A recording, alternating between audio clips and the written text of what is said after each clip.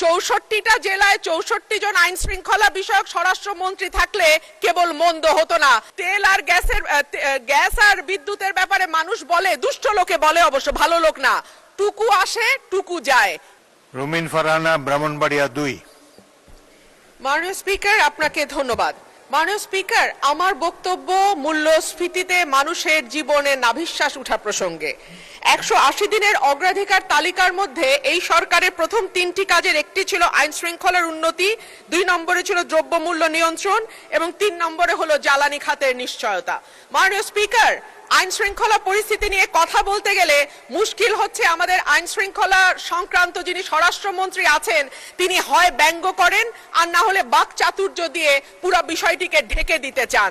কিন্তু সাধারণ মানুষের সঙ্গে কথা বললে মাননীয় স্পিকার জানা যায় যে বাংলাদেশে পররাষ্ট্র মন্ত্রণালয়ে যেমন 3 জন মন্ত্রী আছেন, 64টা জেলায় 64 জন আইন শৃঙ্খলা বিষয়ক স্বরাষ্ট্রমন্ত্রী থাকলে কেবল মন্দ হতো না বাংলাদেশের আইন শৃঙ্খলা পরিস্থিতির এতই ভালো অবস্থা।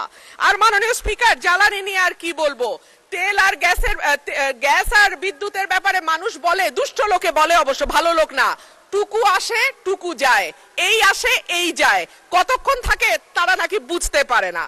এইবার আসি মাননীয় স্পিকার, যখন তেলের দাম বাড়ছে, যখন বিদ্যুৎ হাহাকার এবং যখন গ্যাস পাওয়া যায় না, তখন 1 কোটি নতুন কর্মসংস্থান সৃষ্টি করবে বলে যেই সরকার প্রতিশ্রুতি দিয়েছিল নির্বাচনে, সেই সরকার ক্ষমতায় আসার 6 মাসের মধ্যে 62,000 লোক তাদের চাকরি হারিয়েছে আর 900-র উপরে কলকারখানা বন্ধ হয়ে গেছে।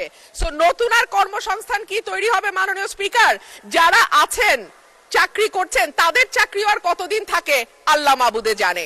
বাজারে যখন মানুষ যায় 80 টাকার নিচে কোনো সবজি নাই, ডিমের দাম কয়েক দফা বেড়েছে, চালের দাম, বিশেষ করে মিনিকেট যেই চাল বলা হয় এটা নাকি খায় না, তারপরেও তো কেউ কেউ খায় মাননীয় স্পিকার, যখন দ্বিগুণ হয়ে যায় এবং যখন আমরা টিসিবির লাইন দেখি তখন